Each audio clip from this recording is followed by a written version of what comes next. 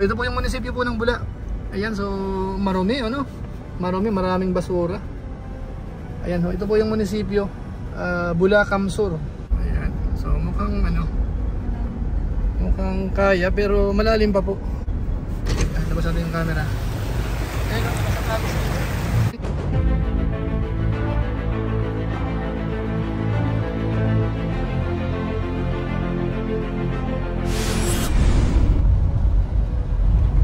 Ayun, shoutout guys, muli po, welcome sa ating YouTube channel. Ito pong muli si Kuya Julay, ang inyong katugang, ang inyong kalingap, na muli maghahatid po sa inyo ng pinaka-latest update po dito po sa daanan sa bandang Bula. So sa pagkakataong ito, babalikan uli natin at tingnan natin kung passable na ho sa lahat ng sasakyan. Dahil noong nakaraang araw, pinuntahan po natin yan, hindi pa talaga kaya. Nung isang araw, yung matataas na truck ang po pwede, pero yung mga maliliit talagang mahihirapan pa.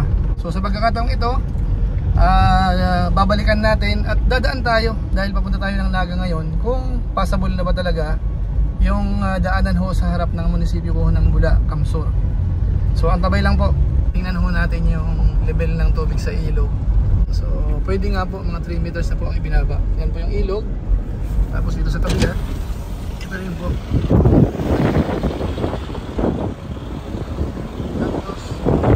After ho ng ilang araw nang bumaba po yung tubig, dito po yung may tubig naman sa may harap po ng sabungan.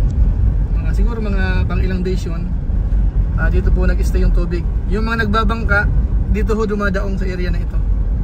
Harapan po ito ng sabungan dito sa may Bula, ano? Yan po yung sabungan dyan. Shoutout sa mahihilig sa sabong. Ayan po, ngayon dito po sa area na to, yung huling dalaw natin dito, may tubig dyan. Dito ho tayo nagpalipad ng drone nung nakaraan sa area na ito. Bagamat may mga kamunting tao pa po sa ngayon, so hindi natin alam bakit may tao. So dapat wala na pong tubig yan. So ayan, may maraming tao dito. Yung mga tinda-tindahan na rin. Ayan. So dito po yung tubig nung nakaraan, yung huling vlog natin dito. Ayan, so ngayon po wala nang tubig. After po ng Panoy po yan, bago dumating po dito sa may San Roque, ito na po. Ay, may tubig pa po pala dito. May konting tubig pa. Ayan, so may kasalubong tayo. Ayan po. So, tingnan natin. So ibig sabihin may tubig pa. Ayan, ito nakalusot na ito. Hindi ko sinababang lugar na dito. Ayan. So tingnan natin ano. So, yan, tuloy tayo. Didiretso lang po natin yung video para clear po sa mga motorista. Mula po dyan sa bandang Panoy po yan hanggang dito sa sentro ho ng Bula. Ayan, so may motor na. Ano ito, galing na kaya ito sa kabilang side? Or nag-U-turn lang? So, umabaw pa po kasi yung tubig dito. Yan po, umabaw po yan dito hanggang sa kabilang side. So malamang wala ho yung walang drainage sa ilalim yan. Walang daanan kaya umabaw. O kaya kung meron man, maliit, hindi kaya yung volume. Yan, so malamang malalim yun doon sa may harapan pa ng Bula.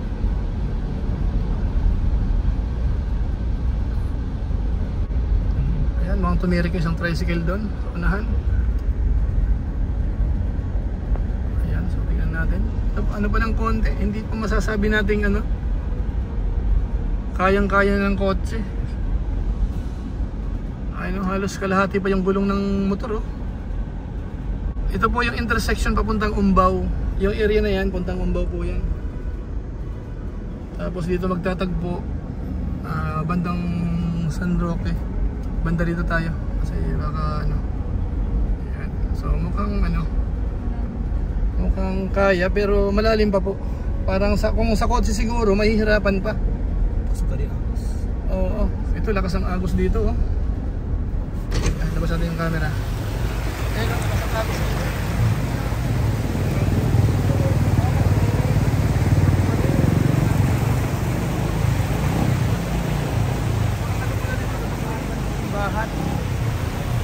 Kasi mas mababa yung sa doon sa ibang simbahan.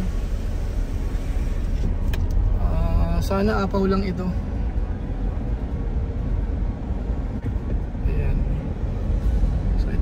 Ayan, medyo may part na dry sa bandang unahan. Ayan, daming tao ho. Ayan, so may mga tricycle din dito. May mga motor. Ayan. Bandang San Roque po ito. Dito dry na po uli. Pero mababa talaga yung level po dito. Kasi doon po sa Nabwa, 5 days or 6 days na ho nung nakadaan po tayo doon. Sunday yata yun, ano? So ngayon po ay araw ng Huwebes, October 31, 2024 po. So ito po ang latest update ho dito sa daanan sa bandang Bula. So ang alam ko po sa bandang munisipyo, may tubig din po dyan. Tingnan natin. Bakas po natin yung ano, yung baha. Yan, maalikabok yung kalsada. Ayan po. Ay himala, dry po dito. Dry, ibig sabihin yung tubig na dinaanan po natin, ano yun, apaw lang po yun, galing sa isang side, hindi lang makatawid sa kalsada. Kasi yung ano, natatandaan ko po dito nung dumaan kami, gabi yun, dito bahang baha dito, nung nag-U-turn kami, walang tubig doon. Hanggang may sabungan, walang tubig, pero dito malalim. So yung kanina ho, yung tubig na yun, ano yun, apaw na lang po yun sa yung agos. Mula sa kabilang side, hindi makatawid sa kabilang side, kaya sa kalsada ano, dumadaan. So ito po yung munisipyo po ng Bula. Ayan, so marumi, ano? Marumi, maraming basura. Ayan ho, ito po yung munisipyo, Bula Kamsur. Ayan. So yung tubig ho dito, halos ano na po, konting-konti na lang sa harapan po ng munisipyo. Ayan po. So dito wala na, dry na po dito. Ayan po. So ito na po ang status po ng Bula Kamsur. Bukas na po yung ilang mga tindahan. Yung iba naglilinis pa, nag-aayos, sarado pa yung iba. Yung iba naman, kamukha ng bakery na ito, ay bukas na. Ayan, marami nang bumibili. Yung ibang establishment, sarado pa. Ayan. Ito po yung terminal ho ng jeep dito sa Bula. Ayan. So sa malamang yung biyahe po ng mga jeep ay baka regular na. Although ang dumi po sa loob, pambihira yan, dumi sa loob. Ayan, dito nakaparada yung ilang jeep sa labas na. So okay na po yung tubig dito. Harap ng 7-Eleven, inabot po ng tubig yan. 7-Eleven, so ngayon po malinis na. Bukas na. Yung ano, yung parang public market, nilipat mo na pansamantala dito yung ano, parang talipa pa muna dito. Ayan, kasi may tubig pa po doon sa may public market. So dito muna sila. Ayan po. So may konting traffic kasi yung kalsada, nandito na po yung nagtitinda. So yung salubong, mahirap na po. Ayan. Ayan po yung mga paninda nila. So asahan natin matraffic po talaga. Malilit na sasakyan pa yan, ha. Paano na kung dadaan na po yung mga malalaking sasakyan. Chika. Ayan. So okay po mga kabayan natin, bandang ano na po tayo, yung LCC po Bula. Ayan, gawing kanan. Ayan. Tapos bandang unahan dyan, sementeryo. Papunta ng Kausip po ito. Papunta ng ano yan, Pili, Naga. So yun lang po muna siguro yung ating update po dito po sa daanan sa harap po ng Bula. Masasabi po natin passable na po. Yung ano lang po, may kunting apaw lang po doon sa bandang San Roque.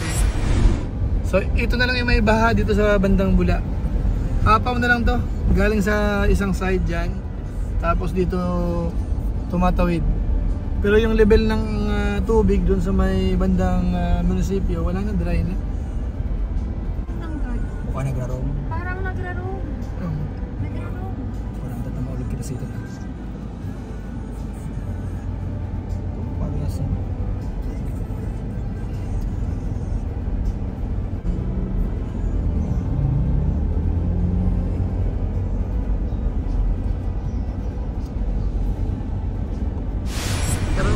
kaya na po ng sakyan yun.